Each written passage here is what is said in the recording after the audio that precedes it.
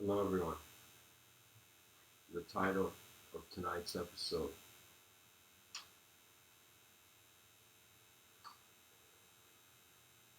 is The Hidden Veins of Cosmic Presence.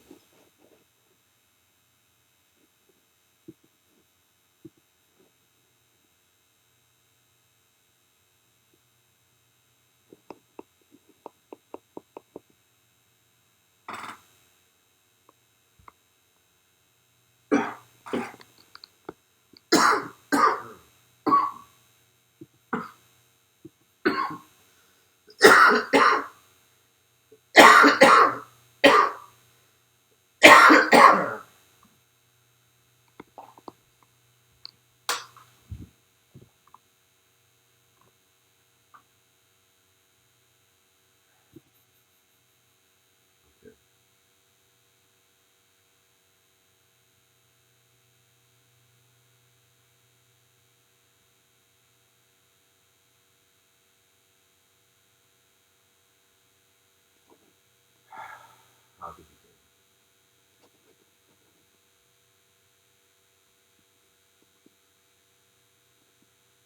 The cosmos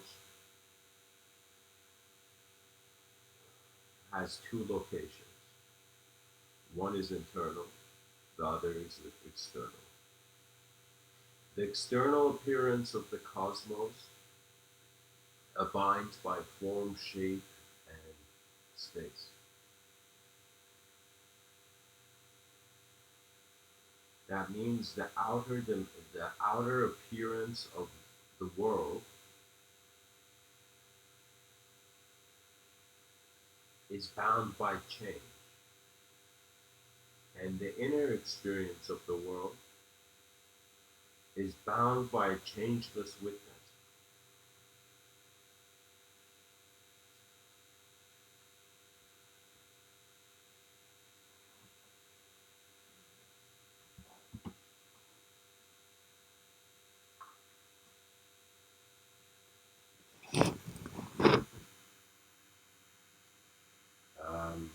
This is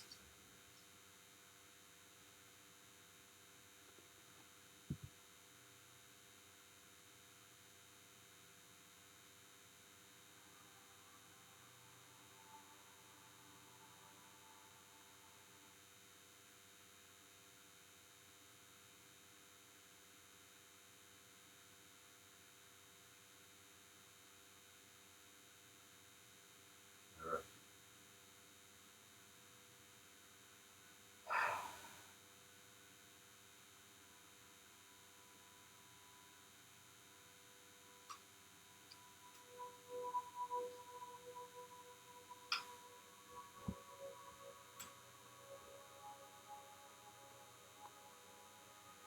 The inner appearance of the world functions through attention and through the ultimatum of the witness. What that means is that externally, you're here to experience change. Internally, you're to discover the changeless. Now, the changeless takes you towards the attributeless and towards the collectively present. That means the more you are driven by your inner realities, your direct experience is driven by your inner realities. What occurs is that how is it?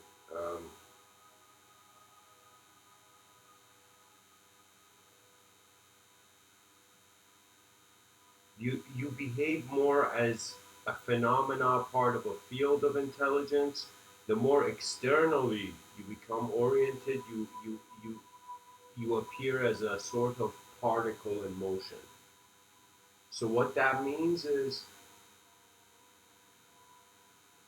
a field of intelligence is completely energetic. You can say in the future, it is very possible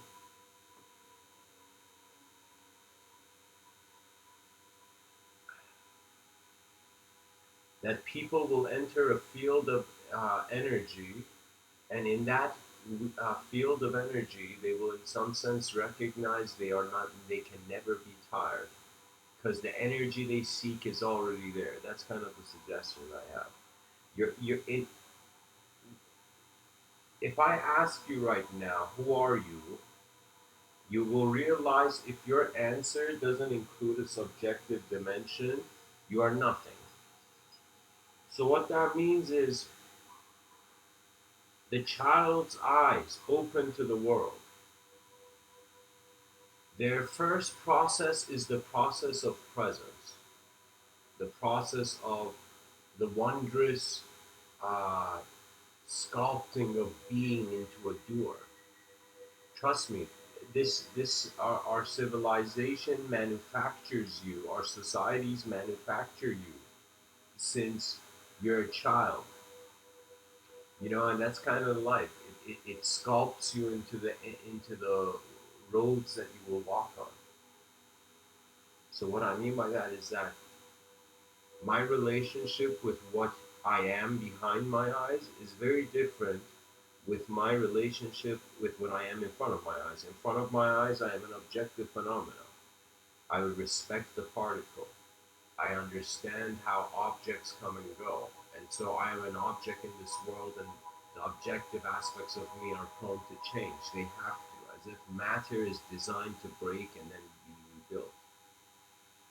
So, in some sense, a person seeking immortality is kind of like telling the creator of this universe, you made a mistake. This is why man's elevation towards God's level would mean his and God's non existence. It would be a sort of dissonance of creation and creator. Now,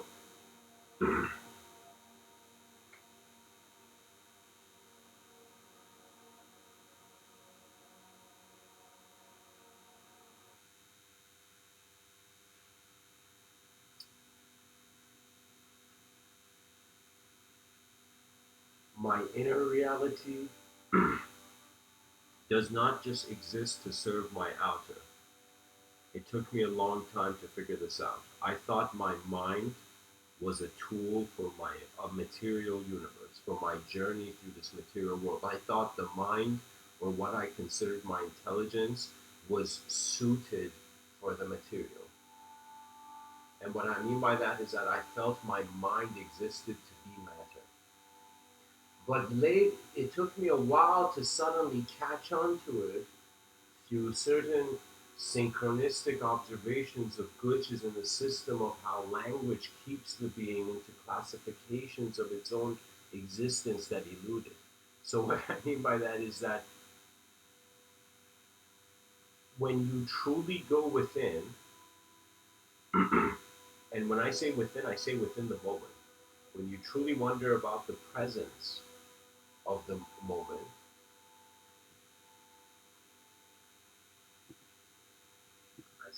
you find yourself present in the cosmos in a way where nothing in existence, just the quality of existence is unitary. It's unified. It's not unitary, it's unified.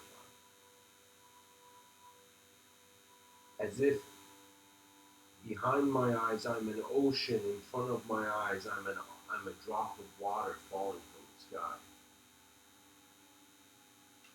So pretty much I'm saying I thought my inner reality was here to transform the outer, but I recognize the outer is here to transform the inner.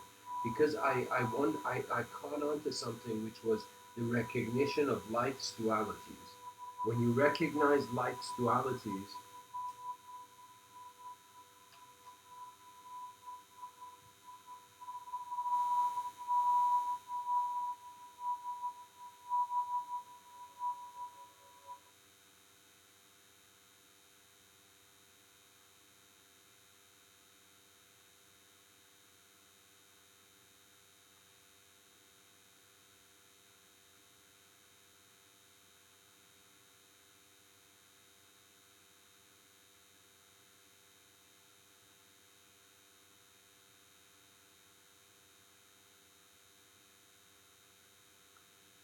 you can in some sense, it's gonna,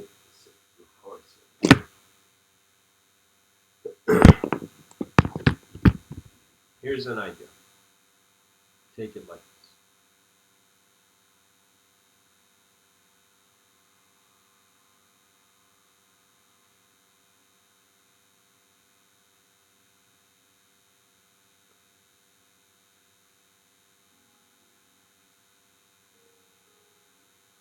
We feel we have been born on the earth.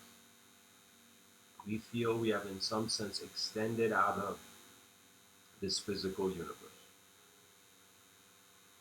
But if we were to entertain the existence of an inner world as if our minds were hovering in the invisible before they entered the manifest, as if objective reality is an extension of the origin of subjective reality,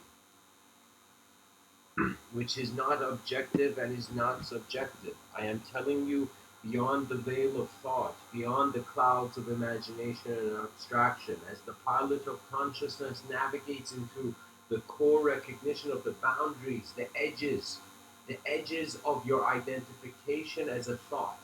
When you reach that, you will reach the end of the world. There's two ways to get to the end of the world, guys, to find the edge of reality. One is to go to like back in the day in certain movies they showed kind of like a flat earth and a ship kind of like at reaching the end of the ocean and kind of floating off into space. So there is a physical edge to the world which we cannot see because the world is so vast, but there is an internal edge which we can notice. The edge of your inner existence will appear to be moment. And so the common denominator between the past and the future, between your most physical view of yourself and the most non-physical view of yourself, whatever it may be or however way it may be, the presence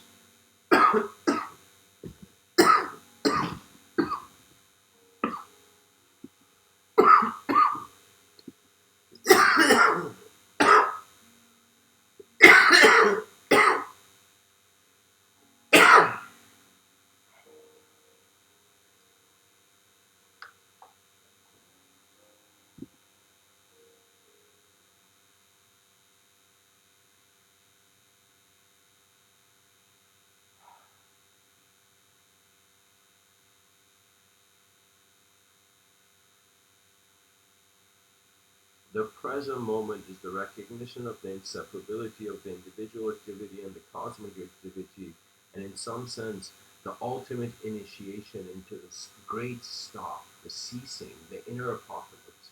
The inner apocalypse is unlike the outer apocalypse. It is one that is a sort of fading of your beliefs into, like, you stop having like here's a belief.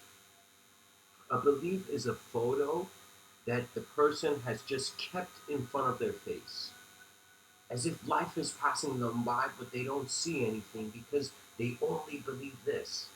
They have only accepted a view, and the final conclusion is that our presence is the whole moment. We're not just like when you. Okay, here. This is what I mean. The same way that some yogis and Buddhists believe in a sort of idea of oneness, as if we're all one. Like there's a joke, the Buddhist goes to the hot dog vendor, and the hot dog vendor says, "What kind of hot dog do you want?" And then the Buddhist looks at the hot dog vendor and says, "Make me one with everything." Make me one with everything. And so the hot dog guy says, "Okay," and makes it. Makes the hot dog and gives the guy, and the Buddhist monk gives the guy like $20. And the guy suddenly is not giving the change back, and the Buddhist monk looks at him and says, "Where's my change?" And the hot dog owner looks at the guy and says, "Change comes from within." So that notion of make me one with everything, this kind of subconscious effort of all spiritual seekers, and to in some sense rejoice and fulfill the nostalgia of being one with all, like as if you because you have become everything, you can't have a your purpose is kind of full. You know, it's as if like your purpose has become the purpose of the totality of existence. Therefore, your individual sense of being is no longer required. So you, as the intelligence of the moment, which I personally believe is undescribable, even though I'm speaking about it, but I don't think it's impenetrable. I feel like uh, there is a grand mystery that's hovering over our heads, and we have not looked at it. And when we wonder what this mystery is, the closest word is mind. To study your mind means to wonder about the origin of yourself, the conceptual self. Every person is a concept. I cannot be a concept and talk about concepts.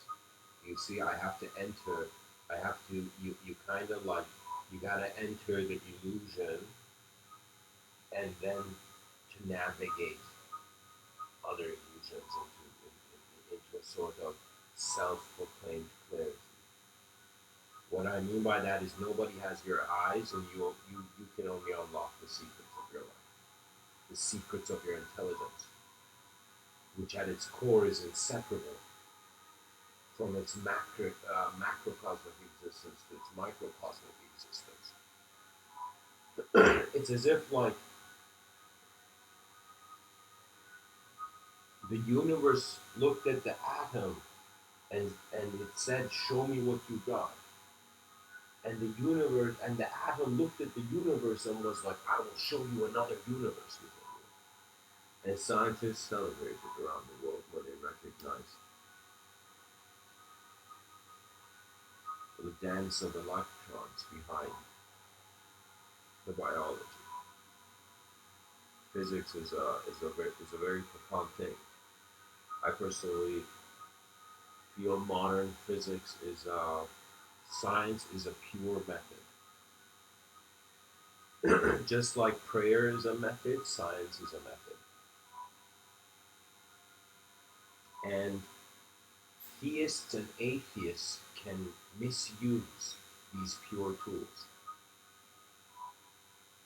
Because for me, I was like, the child is raised being dependent on some factor, some force. And because it is dependent on this force, it expects the world to happen to it, then for it to happen to its world. And I'll explain, like, you'll see what I mean by that. I mean that we are born in a world where we require others to exist.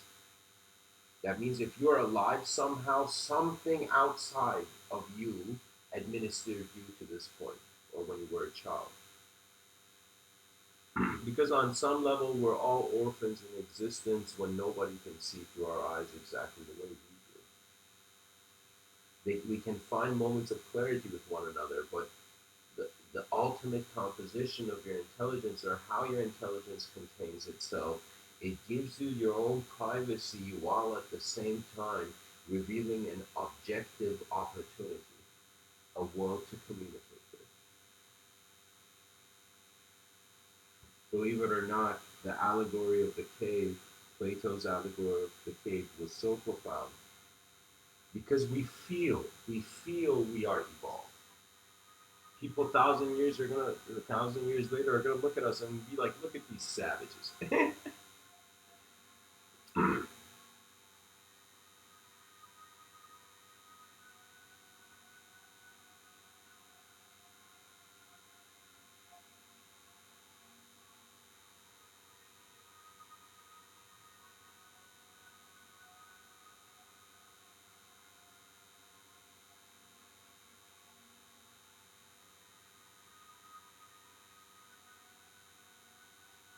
Kind of like how your heart beats, intelligence of the moment. And I say the moment, guys, because for me, that's life. The moment is where the life happens. We are creatures that The value of our stories are the moments we find ourselves in those stories. Everything is a moment, especially when you speculate about the location of truth, you will come to the conclusion it's a moment. Whenever there is an breach of the unknown in any structure of knowledge, the whole structure of knowledge it comes into a sort of alert mode.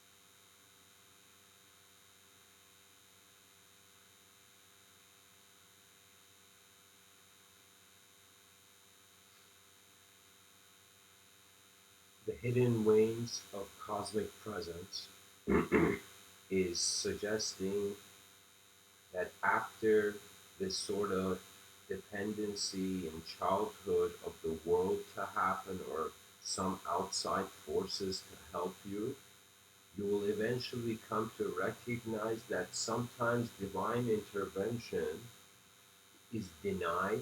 And what I mean by that is that revelation from the unknown, or you gotta find.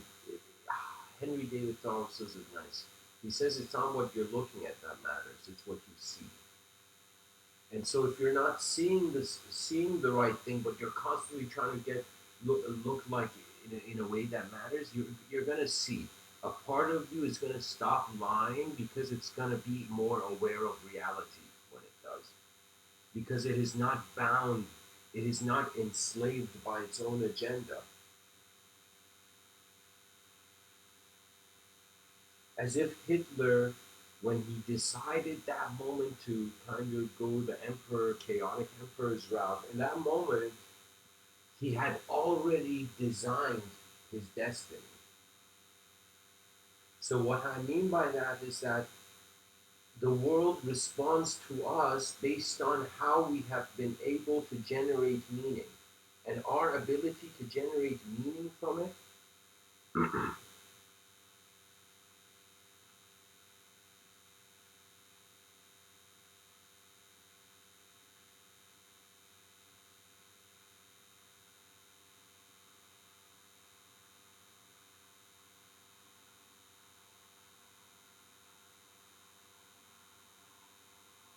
is an ability.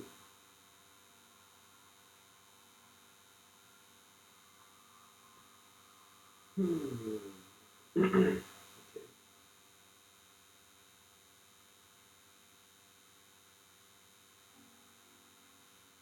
I want to thank anybody who's listening to these talks. I want to kind of just get this idea across because sometimes when I give these talks, the way I receive it is through different modes. I experience the moment in different modalities, and they change, the mode changes based on my intention. And so I consider that there's a lot of things happening in this moment that I'm not aware of, but the design of nature that I find myself in, it opens up the moment in a certain way. And so it's kind of like, trust me, you're left in this box called the universe, and you have to wonder. And it is only this wonder, it's not even hope, because hope expects an ending. It's wonder. Wonder is like a pure state of mind. You follow the wondrous moments of your life, you will see it's your creativity will be unlocked.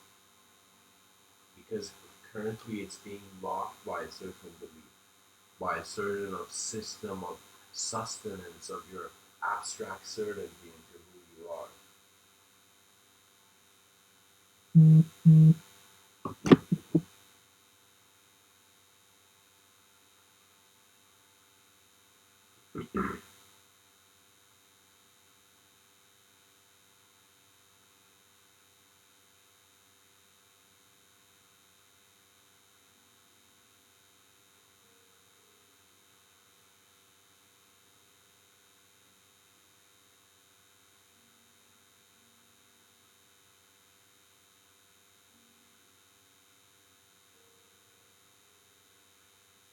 Forgive the world that knows you not.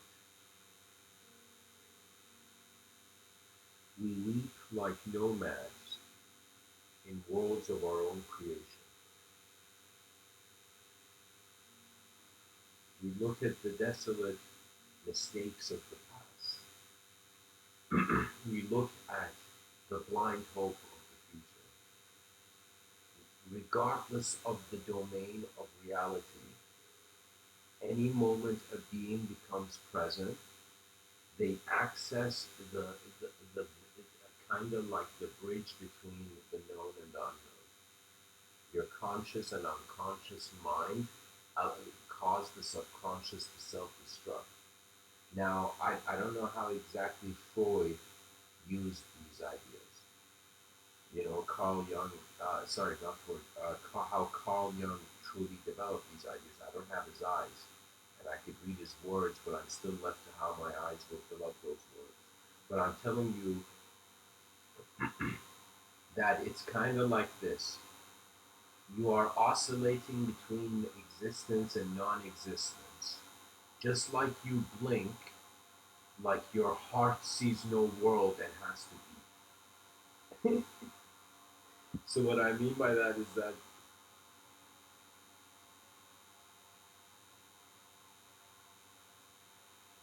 the finger on the Sistine Chapel, there's this picture of man trying to touch God's finger, and God's finger is extended, and there's a tiny gap in between.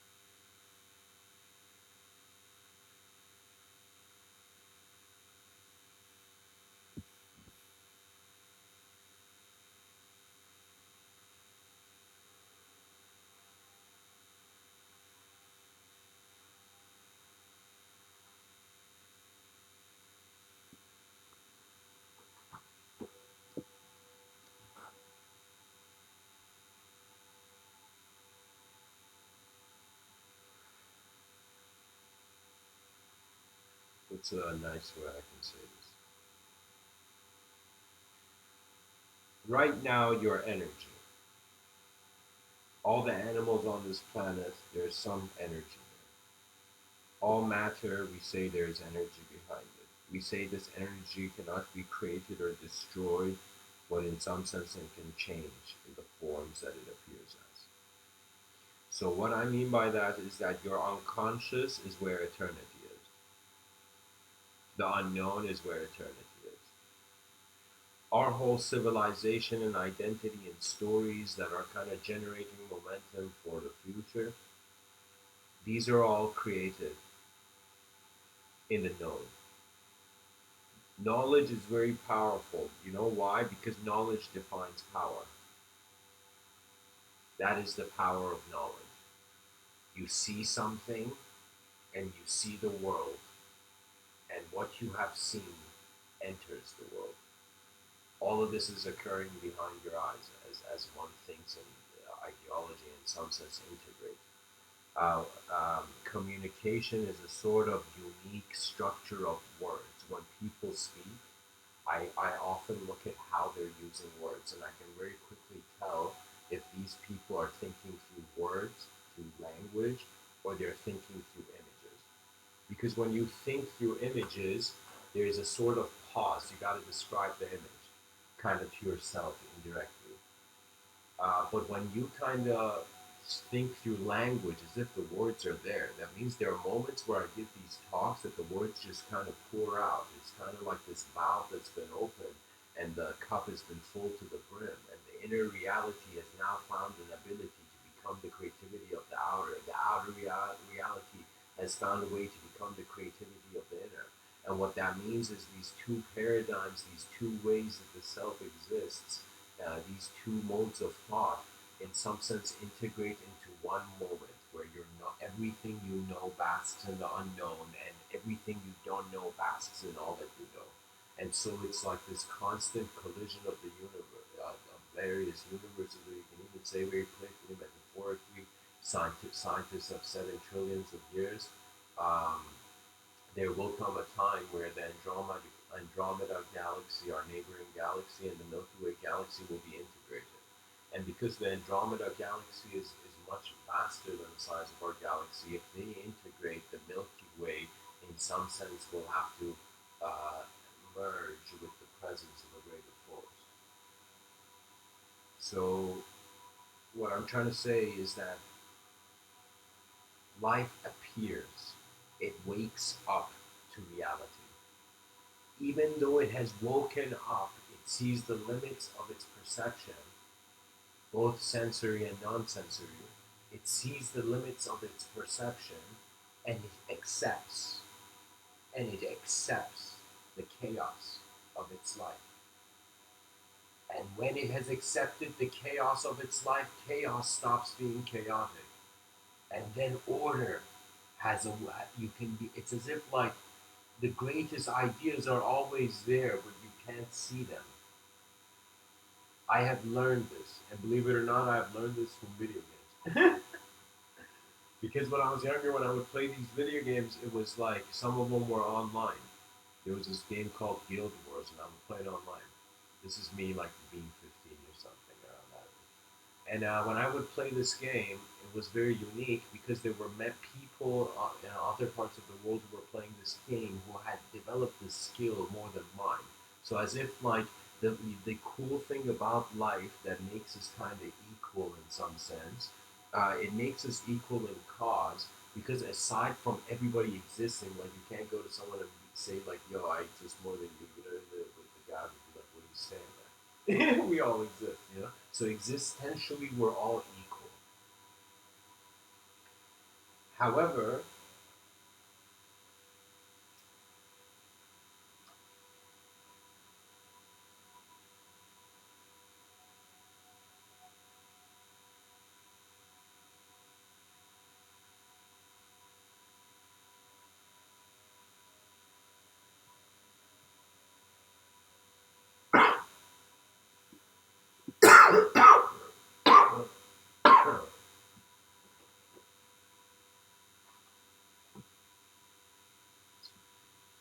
forgive my coughs, for they are for my ears to hear.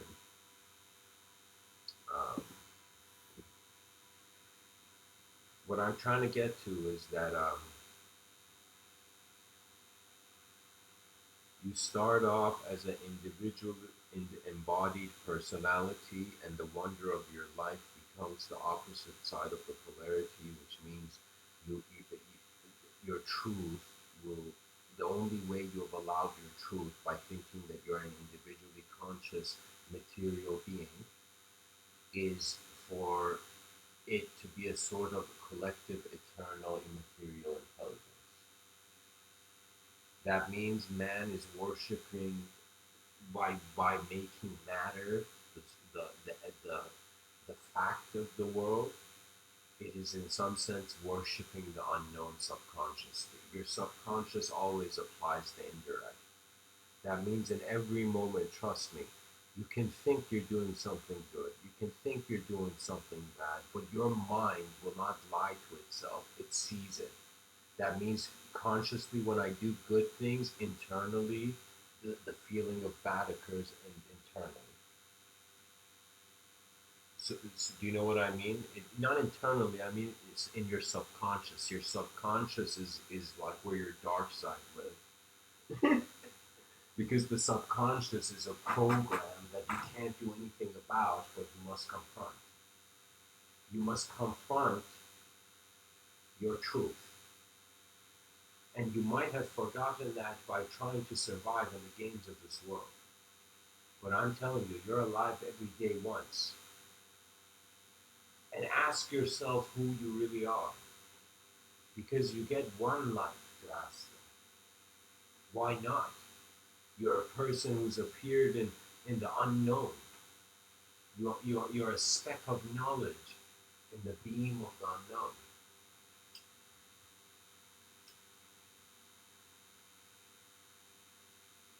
So here's the thing: either knowledge moves the unknown, or the unknown moves knowledge. So that's divinity. That's intuition. That's the logos. That's the inner oracle that Socrates spoke about. That is the daemon that visited Friedrich Nietzsche or Descartes, something like that. That is the angels that visited the prophets. It was an ability of them to recognize the potential of an inner universe have being connected to a sort of cosmic intelligence. Religion it's insane. Let me tell you why. Let me tell you guys what I think is going on. I think there is extraterrestrial consciousness, and I'm theorizing this, of course, but I feel there is extraterrestrial consciousness that kind of saw our primitive ancestors, and due to a sort of compassion, gave them revelation. That means just like a friend comes and helps you, an intelligence that was not born on this earth, I feel, kind of watched Earth.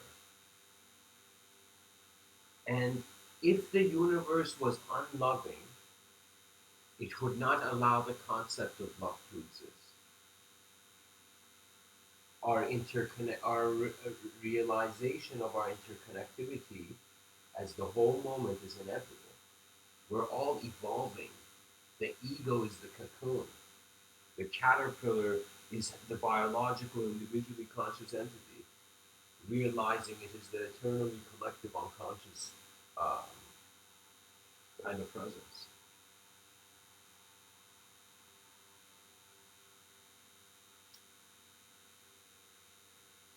So that's kind of unique. I think it also has to do with our brain hemispheres. That means we have two sides of the brain. One seems to be more giving itself ultimate freedom, and the other side seems to be giving itself ultimate structure.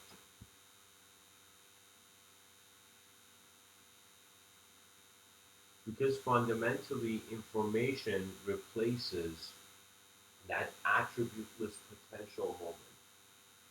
As if the child is potential energy becoming kinetic based on its engagement and uh, uh, entrance into the known world. Now the cool thing is, we're not a world of clones.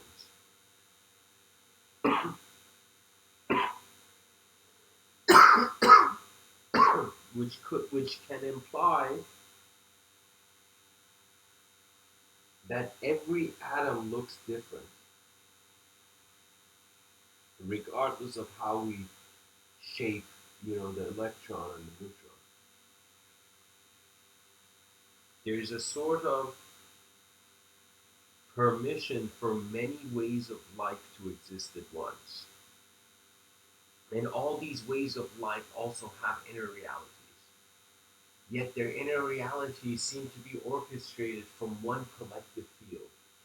So I was thinking, holy shit, just like the water keeps the fish alive, there's a field of intelligence that keeps the consciousness here. Okay, and so what that means is that you are a solar being. So I spell that SOULAR, solar. That means the light of the sun, solar, SOLAR. The light of the sun has entered your eyes, and you have come to the consideration even that there may be a soul, there may be a spirit in the machine.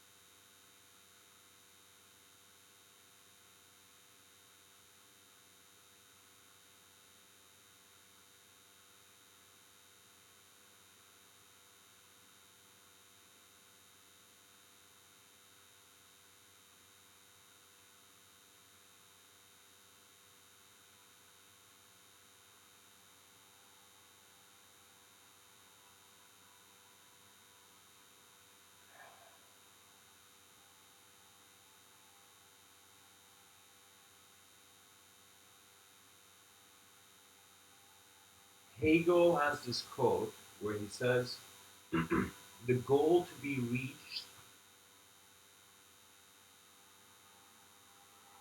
is the mind's insight into what knowing is. Impatience asks for the impossible, wants to reach the goal without the means of getting there. The length of the journey has to be born with, I'll read that again. The length of the journey has to be born with, for every moment is necessary, because by nothing less could that all-pervading mind ever manage to become conscious of what itself is. For that reason, the individual mind in the nature of the case cannot expect by less toil to Jesus Christ.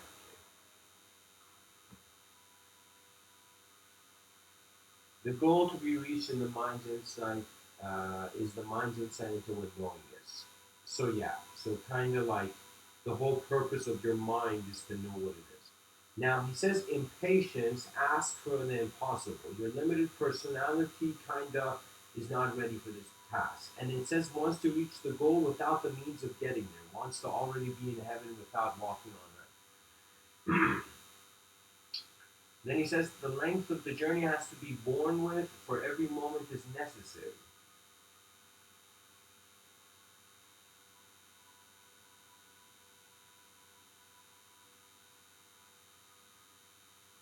For every moment is necessary. He's saying you gotta walk the walk because every walk is what is required. And then he says, because by nothing less could that all-pervading mind ever manage to become conscious of what itself is. That means he's saying be conscious of not be, okay, he says you have to go through this life because every moment of this life is necessary to show you that the all-pervading mind, because the mind requires all to evolve. Because by nothing less could that all-pervading mind ever manage to become conscious of what itself is. That means if you want to truly be conscious, you don't have to just do one meditation practice, you got to live a conscious life. And he says, for that reason, the individual mind in the nature of the case cannot expect by less toil to grasp what its own substance contains.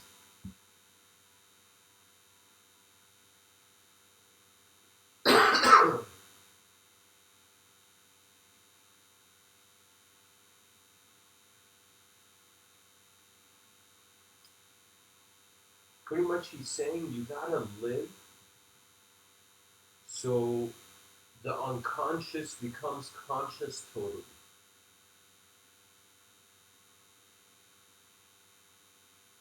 Now that I'm going to share an Aristotle quote, he says, it is not necessary to ask whether soul and body are one, just as it is not necessary to ask whether wax and its shape are one.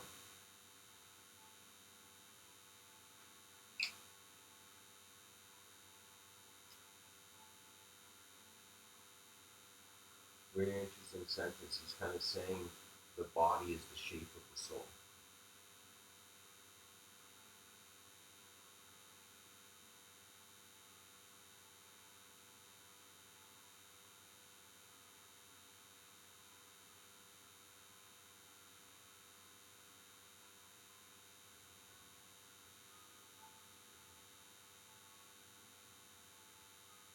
Giordano Bruno says, it is manifest that every soul and spirit hath a certain continuity with the spirit of the universe. The power of each soul is itself somehow present afar in the universe and is exceedingly connected and attached thereto.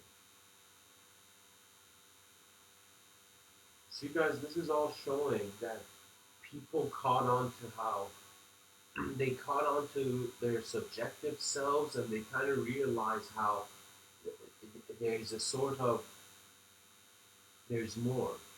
Plato says everyone can see the sun's body, but no one can see its soul. Not that you could see the soul of any other creature living or dying.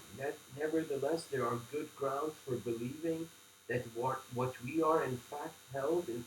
Sorry, I'll read.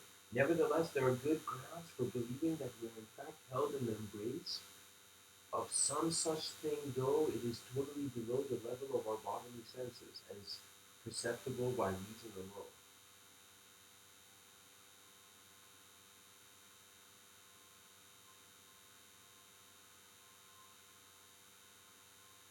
Yeah, again, the unknown is moving below.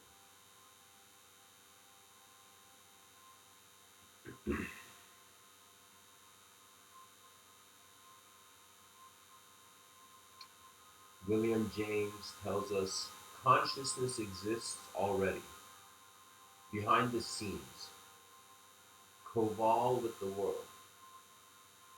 A medium, for example, will show knowledge of his sitter's private affairs, which it seems impossible he should have acquired through sight or hearing, or inference therefrom.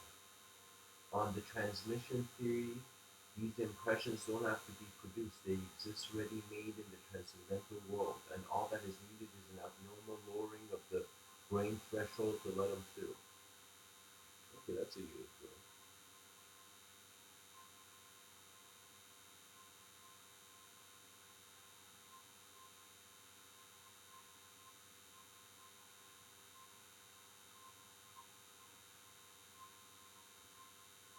Okay, so he's kind of saying the consciousness already exists, so all the information that a medium requires to kind of like know somebody's private affairs, it kind of follows the transmission theory that says everything's kind of like existing already. It's ready made. And so when you kind of change the lens of your moment, you shift it from an individual knower into a collective knower. And I remember, guys, this is kind of fascinating, but I've written a book called The Inventor's Sphere. And in that book, I speak of a sort of sphere of endless creativity for inventions. I don't know why, but somehow I wrote a book like that in like 2012. So, anyways, guys, these talks are done through a very serious but playful approach. And I just want to say that there is, our society doesn't seem, to me, it doesn't seem as healthy as it could be. The world has consciousness now in the form of humans. This consciousness is as as able as it has access to clarity.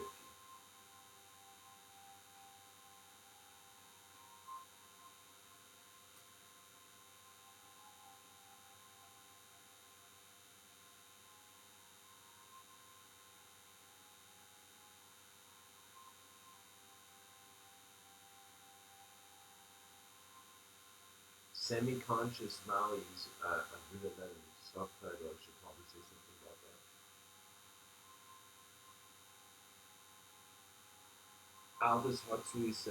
Aldous Huxley says there's things known and things unknown, and in between are the doors of perception. What he's referring to is that the known and the unknown are ways that the moment is occurring. And so your state of being is changing as much as your ideas, as much as your vision. And experientially, your physical movement, believe it or not, it is inspired by a collective awareness. We are not people in a world. We are a world and people. So, anyways, thanks for tuning in.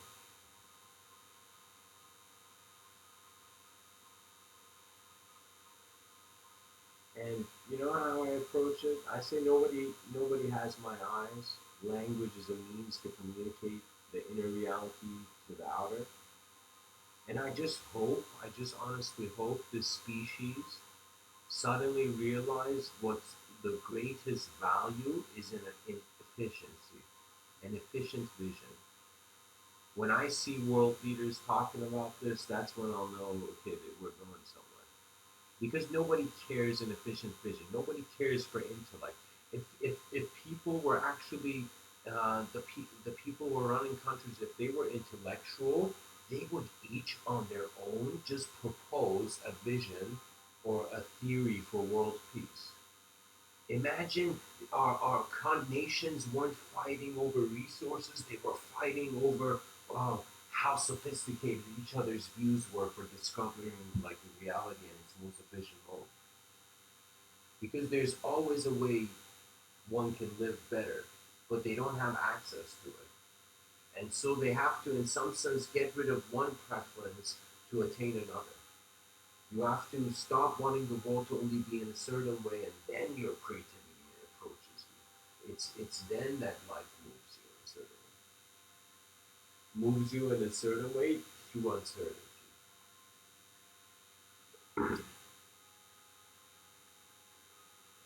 And it all has to do with attention. You might not believe this, but heaven and hell were put in your attention. Everything you know conceptually as content was put in your attention. Your mind was like a vacuum for recording images. The mind, it's like if they ask why does the brain exist, I'll tell you, to to be a thought, for the objective existence to realize it is a subjective existence, for the subjective existence to realize it is the witness. And the witness is the pure presence of the unknown within the known personality or person.